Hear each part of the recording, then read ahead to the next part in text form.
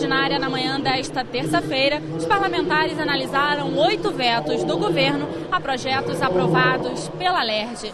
Todos eles foram mantidos. Entre os vetos discutidos estão o projeto do deputado Luiz Martins, que cria os banheiros família em locais de grande circulação de pessoas. Nesses banheiros, as crianças menores de 10 anos podem entrar acompanhadas de um responsável. Também foi discutida a proposta do deputado André Siciliano, que cria uma taxa cobrada pelo governo do estado às empresas que exploram e utilizam petróleo no Rio de Janeiro.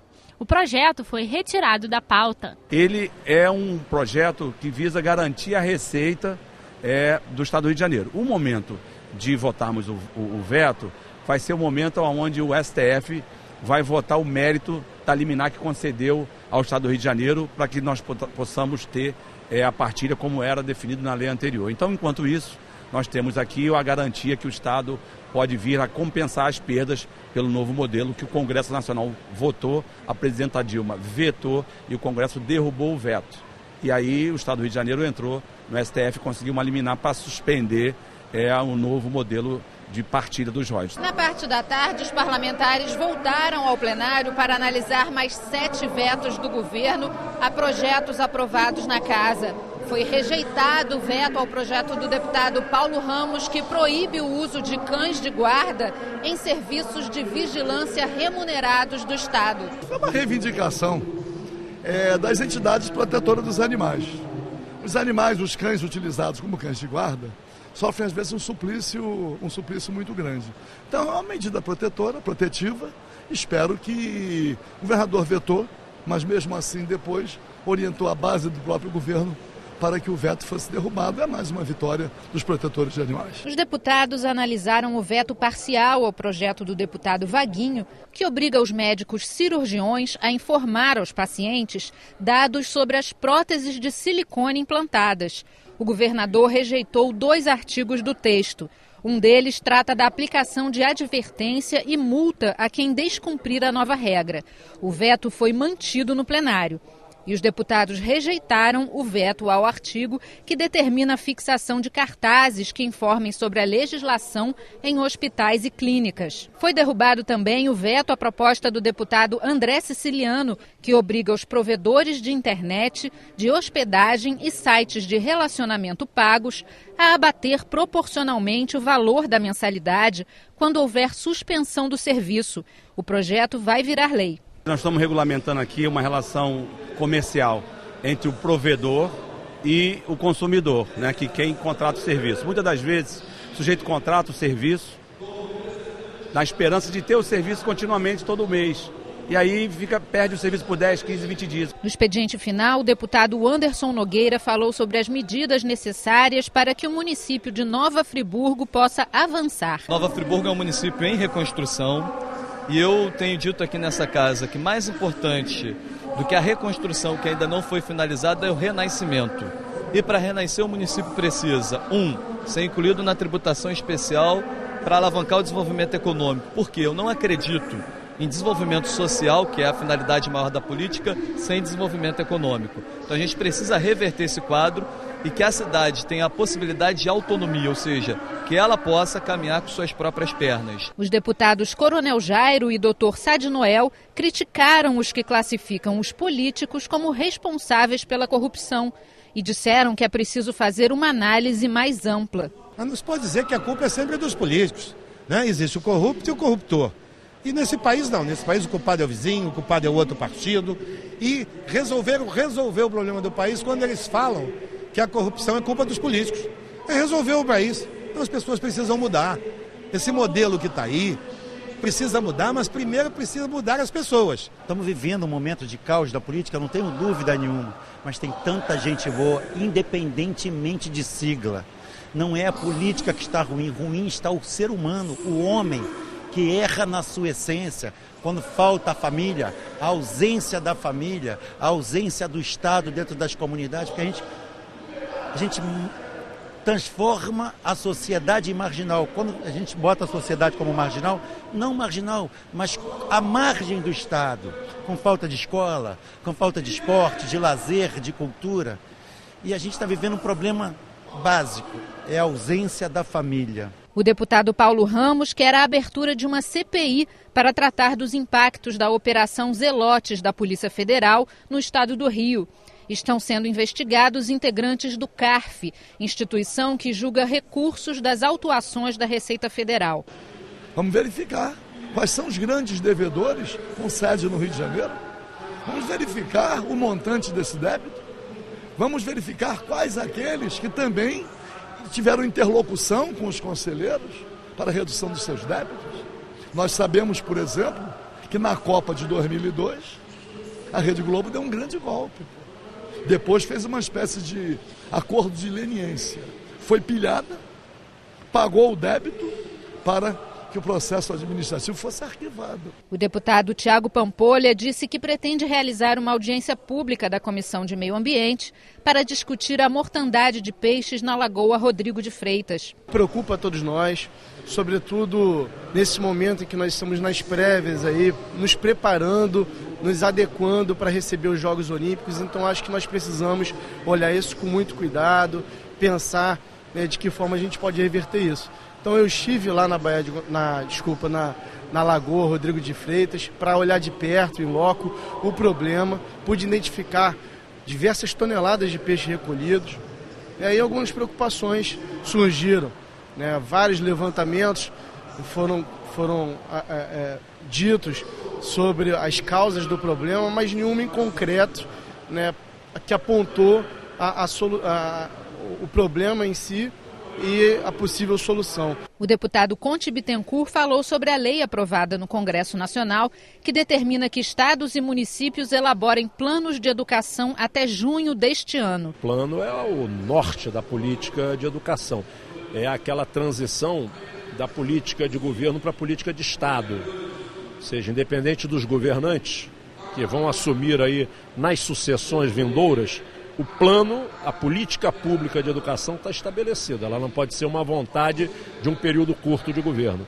Ela tem que ser um pacto com a sociedade, por isso a importância dos planos. O deputado Jânio Mendes disse que vai participar de uma audiência na Agenersa, Agência Reguladora de Energia e Saneamento do Estado, para cobrar a construção de redes de esgoto pela concessionária Prolagos. Que a renovação do contrato da Prolagos e de Água de Utunaíba se dê a partir do compromisso de construção de rede separativa de esgoto, que faça um tratamento adequado do esgoto na região dos lagos. Com isso, nós tenhamos uma recuperação total da Lagoa de Araruama. Nesta quarta-feira, o plenário analisou 10 vetos do governo a projetos aprovados na casa. Em 6 propostas, o veto foi mantido. Entre elas, a que obriga escolas estaduais a oferecerem pelo menos 10% de alimentos orgânicos na merenda dos alunos. Outras 4 propostas foram retiradas de pauta a pedido dos autores. No expediente final, o deputado Luiz Paulo defendeu a volta das obras do Comperge e disse que os municípios do estado devem aprimorar a arrecadação de impostos. Os municípios ditos petroleiros não podem equacionar as suas vidas de arrecadação somente em cima de royalties, participação especial. Eles têm que valorizar as suas receitas de IPTU, de ISS, de ITBI, ter uma cobrança forte na sua dívida ativa. E não é o que tem ocorrido. Os municípios têm deitado nos louros de uma super arrecadação de petróleo e gás e descurado do restante. E o Tribunal de Contas está apertando, no sentido que isso não continue a ocorrer. De outro lado, não haverá recuperação econômica do Estado sem que o Comperge seja concluído e a indústria naval possa receber as encomendas da Petrobras. Porque essas duas áreas precisam de investimentos na ordem de 50 bilhões de reais. O deputado Anderson Nogueira defendeu mais transparência nas contas das prefeituras do estado. O governo federal tem boas ferramentas de transparência, o governo do estado piores do que as do governo federal e que precisam ser aprimoradas, mas quando a gente bate na maioria dos municípios do estado do Rio de Janeiro, à exceção de poucos, nós temos uma verdadeira caixa preta que não se abre. E é importante que essa transparência possa ser uma constante de cada prefeitura, independente de partido político, independente de governo. O deputado Jorge Felipe Neto anunciou que a Secretaria de Desenvolvimento Social da Prefeitura do Rio fará uma ação nesta quinta-feira para acolhimento de moradores de rua em Bangu. É fundamental, principalmente nos centros dos bairros, nos centros comerciais principalmente, que haja essas ações com relação ao acolhimento compulsório das pessoas em situação de rua e também daqueles que estejam viciados nessa droga maldita que é o crack. E é claro que também não é só importante ao comerciante, a quem quer ter o seu trabalho com segurança, com o mínimo ali de economicidade para o bairro, que ele cresça da melhor forma possível, mas também a essa pessoa que está em uma situação muito frágil. O deputado Tio Carlos criticou a manutenção do veto ao projeto do deputado Nelson Gonçalves e da ex-deputada Clarissa Garotinho, que autoriza o governo a conceder isenção de ICMS para a aquisição de veículos de transporte escolar. Faltou um pouco de sensibilidade, até porque é um projeto que, com a alegação do governo, é um projeto autorizativo, mas enfim, nós buscamos aí, já fiz essa colocação, de que se passou pela Comissão de Constituição e Justiça, os nossos pares teriam que ter tido uma avaliação um pouco mais criteriosa, no aspecto que é um projeto de vital importância. Tudo que nós pudermos fazer nesta casa para dar melhores condições, para que essas pessoas possam comprar veículos novos, dar maiores condições de trabalho, quer dizer, maiores condições de segurança para transportar as nossas crianças, seria de muita valia. O deputado Eliomar Coelho criticou a falta de planejamento que causa prejuízos ao Estado. Aqui no estado do Rio de Janeiro, me refiro principalmente à política de transportes, que a gente vê que através de intervenções pontuais, sem um planejamento existente, de repente a gente vê um certo desperdício de recursos, onde ao mesmo tempo a gente está ouvindo o discurso de que está faltando dinheiro para tudo. Ora, se está faltando dinheiro, nós não podemos nos dar ao luxo de desperdiçar dinheiro. Adquirir uma barcaça, como se adquiriu agora, milhões de reais, e que não se tem um atracadouro para ela, realmente tem alguma coisa de muito esquisito nessa história toda. O projeto de lei que regulamenta as terceirizações em tramitação no Congresso Nacional foi criticado pelo deputado Paulo Ramos. Os trabalhadores vão perder o poder de pressão. E em perdendo o poder de pressão, vão perder direitos. Então, a terceirização já é um equívoco, já foi uma punhalada na classe trabalhadora, e agora eles querem a terceirização na atividade fim. Se aprovada, espero que não seja, representará mais um crime, porque vai precarizar as relações de trabalho e prejudicar muito o trabalhador. A deputada Marta Rocha defendeu que a Alerj fiscalize a implementação da lei que cria a Patrulha Maria da Penha. O que faria a Patrulha Maria da Penha da Polícia Militar? Faria o patrulhamento preventivo na região onde mora aquela mulher que recebe a medida protetiva. Ao lado disso, a mulher que tivesse em risco de morte teria um dispositivo denominado botão do pânico que, quando se sentisse em situação de perigo, poderia acionar diretamente a Polícia Militar, que se deslocaria para aquele local. Então, eu acho que o papel da Alerj, é reunir, através da CPI, essas informações e, como proposta, a efetiva e imediata implantação e também procurar os organismos do governo do Estado. O deputado Luiz Martins disse que enviou um ofício ao presidente do Banco do Brasil, cobrando mais transparência sobre o valor dos patrocínios dados a esportistas. Fiz um ofício pedindo esclarecimento ao presidente do Banco do Brasil sobre todos aquela absurdo que eu acho, e encaminhei direto à Procuradoria Federal da República para que apure isso, para que não possamos daqui a alguns dias termos outro petrolão, outro mensalão. Eu acho que isso é um verdadeiro absurdo. Tem dinheiro sobrando do Banco do Brasil? Aplica no FIES, aplica aqui nas UPPs, forma jovens atletas das comunidades carentes do estado do Rio de Janeiro, mas aplicar 40 a 60 milhões no esporte elitista igual à Fórmula 1 é um verdadeiro absurdo e todos nós temos que nos indignarmos com isso. O deputado Thiago Pampolha elogiou o evento realizado pela Secretaria de Esportes do Estado para dar suporte aos municípios do Rio. O secretário Marco Antônio Cabral anunciou o investimento de R$4 milhões em cidades que vão receber Jogos das Olimpíadas. Ele queria, na verdade, ouvir as demandas de cada um, cada problema de cada cidade, também a vocação de cada cidade, onde ela poderia contribuir mais, quais eram as dificuldades, para ter esse relato, esse mapeamento do esporte no Estado e, a partir disso, propor iniciativas através da Secretaria de Esporte que pudesse ajudar essas cidades com mais dificuldades e potencializar o esporte nas cidades com mais condição de realizar. E também anunciou o aporte de R$4 milhões para poder incentivar atletas, poder incentivar aqueles atletas que já estão dentro do esporte, daquela modalidade esportiva, para eles conseguirem ser alta performance, e interagir mais dentro daquele esporte. E o deputado Domingos Brazão pediu apoio dos parlamentares para a aprovação de 2 projetos de lei que determinam que as multas aplicadas pelas agências reguladoras do Estado às concessionárias de serviços públicos sejam revertidas em melhorias nos sistemas. Apresentamos esses 2 projetos com limitadores.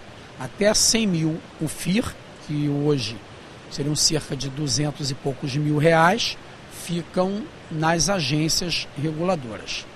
A partir desses valores, são convertidos para dentro do sistema, em qualquer concessionárias que são fiscalizadas por essas agências. Inclusive, a partir de 15 de agosto, a Companhia Estadual de Água e Esgoto, a SEDAI, também passará a ser fiscalizada pela agência reguladora.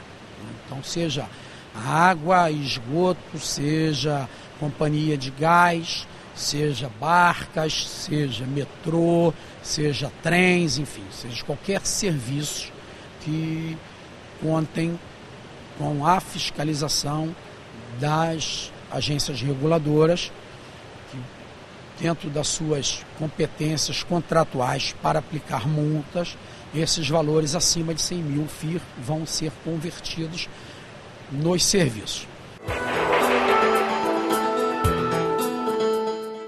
Nesta quinta-feira, o plenário analisou 9 vetos do governo a projetos aprovados na Alerj.